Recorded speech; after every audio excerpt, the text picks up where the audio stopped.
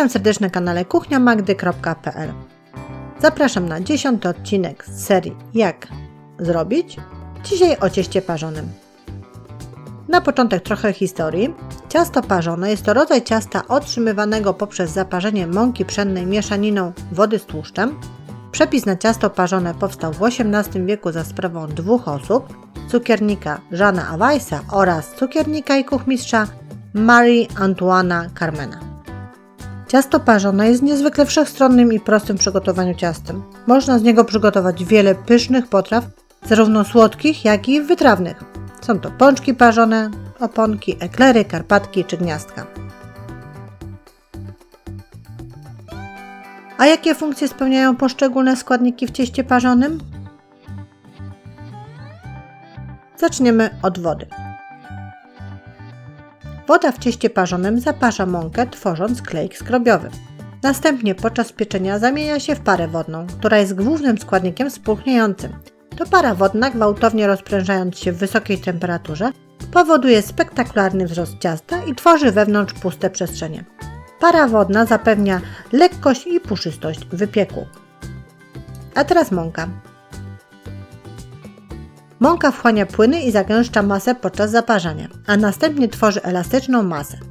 Gluten z mąki pszennej, który wiąże składniki tworząc stabilną sieć, która zatrzymuje parę wodną wewnątrz ciasta. Dodatkowo napowietrzona mąka przesiana przed dodatkiem do masy pomaga ciastu rosnąć. Masło. Masło nadaje ciastu gładkość i elastyczność. To ono zapobiega zbyt szybkiemu wchłanianiu wody przez mąkę, co jest istotne dla ostatecznej konsystencji ciasta. Podczas pieczenia w wysokiej temperaturze woda zawarta w cieście zamienia się w parę, która gwałtownie rozpręża ciasto od wewnątrz. W efekcie powstają puste w środku ptysie, eklerki czy profiterole. Ponadto ciasto ptysiowe z powodu neutralnego smaku często jest bazą dla słodkich lub słonych nadzień, a to właśnie masło nadaje mu bogaty, maślany smak. I to właśnie tłuszcz przyczynia się do ładnego, złoto-brązowego koloru skórki podczas pieczenia. Jajka. Jajka w cieście parzonym spajają masę, nadają jej elastyczność i plastyczność, a także zapobiegają rozrywaniu się podczas formowania. Białka jaj pochłaniają wilgoć i ścinają się podczas pieczenia, tworząc stabilną strukturę i puste wnętrze, które jest idealne do nadziewania. Dzięki jajkom ciasto jest lżejsze, bardziej delikatne, błyszczące i chrupiące po upieczeniu, a co ważne, pomagają w uzyskaniu charakterystycznych pustych przestrzeni w środku ptysiów. Nadają ciastu piękny kolor i delikatny smak. No i proszek do pieczenia. Proszek do pieczenia w tradycyjnym cieście parzonym jest zazwyczaj zbędny, ponieważ głównym czynnikiem spulchniającym jest para wodna. Odpowiednie proporcje mąki, wody, tłuszczu i jajek oraz wysoka temperatura pieczenia zapewniają, że ciasto rośnie w wyniku działania sił fizycznych bez potrzeby dodawania chemicznych środków spulchniających, takich jak proszek do pieczenia. Jednak w niektórych przepisach, zwłaszcza na blaty do karpatki, niewielka ilość proszku do pieczenia lub sody oczyszczonej bywa dodawana, aby nadać wypiekowi dodatkowej lekkości lub nieco innej konsystencji. No i jeszcze sól. Sól jest niezbędna dla zrównoważenia smaku mąki, masła i jajek. Pomaga wzbogacić strukturę białek w mące, co jest kluczowe dla uzyskania odpowiedniej konsystencji ciasta. Dzięki temu ciasto może prawidłowo rosnąć i utrzymywać swój kształt podczas pieczenia, tworząc charakterystyczne, puste przestrzenie w środku. No i teraz zajmijmy się ciastem parzonym. Składniki na takie ciasto to 250 ml wody, czyli 1 szklanka, 150 g mąki pszennej typu 450, też 1 szklanka, 120 g masła, 4 jajka i szczypta soli. Do garnka na gazie dajemy 120 g masła, dolewamy 250 ml wody, włączamy gaz i czekamy, aż składniki się roztopią i połączą.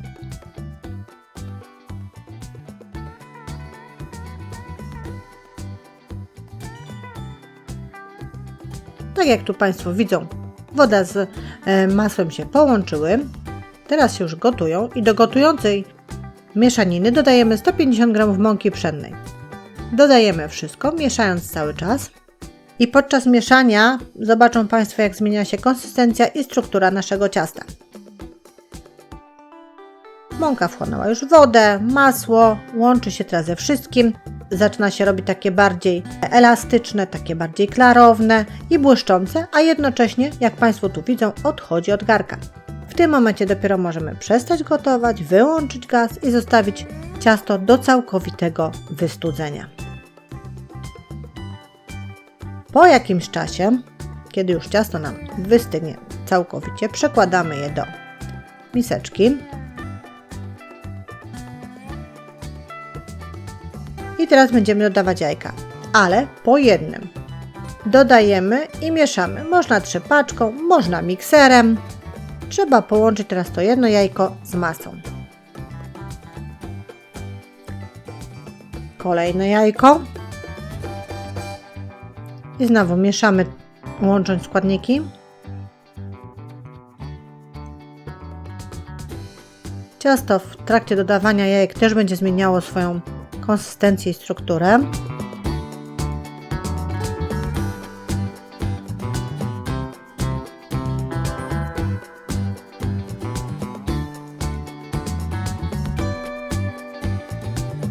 I ostatnie jajko. Konsystencja jest zupełnie inna niż była na początku.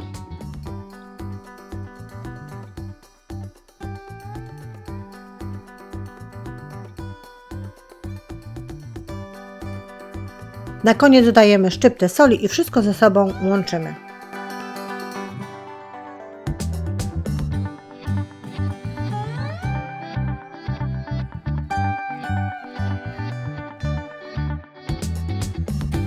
Teraz łopatką zdejmujemy z boków miseczki ciasto. A teraz formowanie i pieczenie. Następnie takie przygotowane ciasto przekładamy do rękawa cukierniczego lub szprycy i wyciskamy porcję na blachę, wyłożoną papierem do pieczenia. Tak jak Państwo tutaj widzą, wyciskamy formę, ale robimy to w odstępach, ponieważ ciasto parzone podczas pieczenia urośnie, więc żeby nie było problemów, wykładamy tą masę w odstępach.